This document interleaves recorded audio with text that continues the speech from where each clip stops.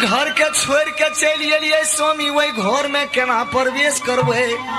यसकर हमरा दिल नहीं लागते वही घर में, हम तोरे संग के दली है बना। लेकिन हे अबला कथिल हमरा संग तू जेबा। सुंदर शरीर छ, कोमल बदन छ, सुंदर चेहरा कोमल बदन। ये संत समाज कोनो गांव कोई बस्ती बड़का से छोटका के बस्ती देखे जेबे। हे रास्ता में गवार भैंसवार, दुनिया में चोर लुच्चा इंसान सब बसे। हे पतिव्रता है हमरा देखते तोरा ये सुंदर रूप के देख के हमरा संग में तोरा लोग उल्हन देतो, तोरा से चोल मजाक क्या लेतो। हे पतिव्रता, हे पतिव्रता, हे तखनी मरण हमर रास्ता में भे जैते। जा जा घुड़ के पोपी गजरा लगा के मिले तू हमसे आ जइह। गजरा लगा के मिले तू हमसे आ जइह। तहरा के राजा जी चुम्मा दे हबो पठानी में हमरा आ जइह। तहरा के राजा जी चुम्मा दे हबो पठानी में हमरा आ जइह। गजरा लगा के मिले तू हमसे आ जइह। गजरा लगा के मिले तू हमसे आ जइह। तहरा के राजा जी चुम्मा दे हबो पठानी में हमरा आ जइह। तहरा के राजा जी चुम्मा दे हबो पठानी में हमरा आ जइह।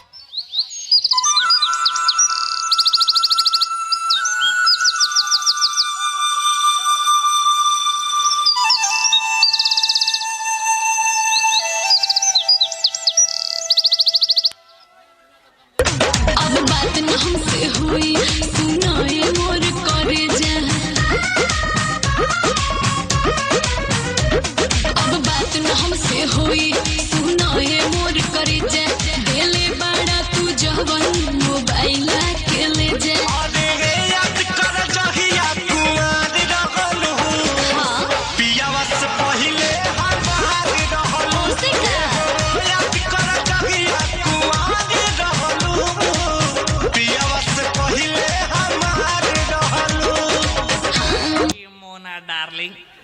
तोहार ना हमार माल हो, ई हमार माल हो, ई हमार माल हो, ई हमार माल हो, ई हमार माल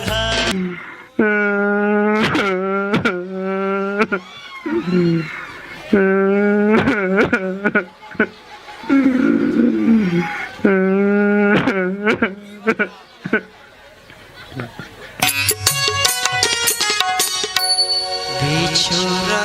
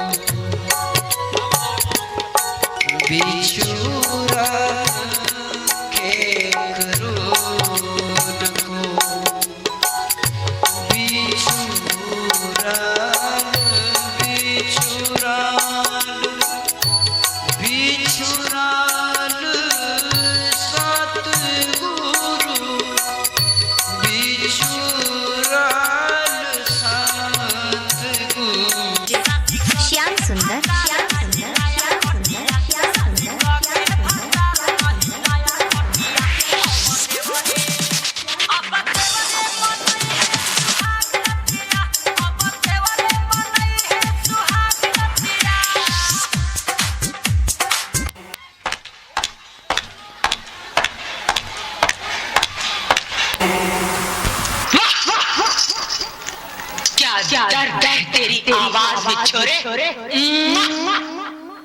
कहते हैं जब ये दिल टूटता है तो आवाज नहीं होती, लेकिन जब ये टूटता है तो कयामत आ जाती, तूफान आ जाता है, ज़लज़ले आ जाते हैं।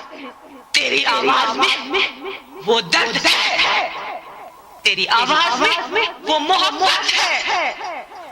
मगर सुन, तेरे दर्द, तेरी मोहब्बत के साथ ये दुनिया वाले क्या इंसाफ करेंगे?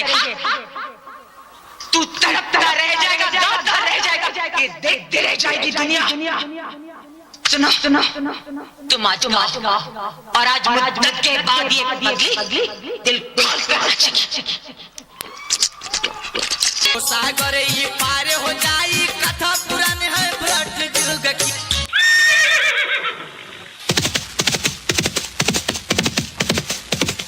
सब संतान की बड़ी बलिहारी, बड़ी बलिहारी, बड़ी बलिहारी, सब संतान की बड़ी बलिहारी। बोलिए प्रेम से श्री सद्गुरु महाराज की जय, सब संतन की जय, सत्संग महात्म की जय, जय गुरु महाराज।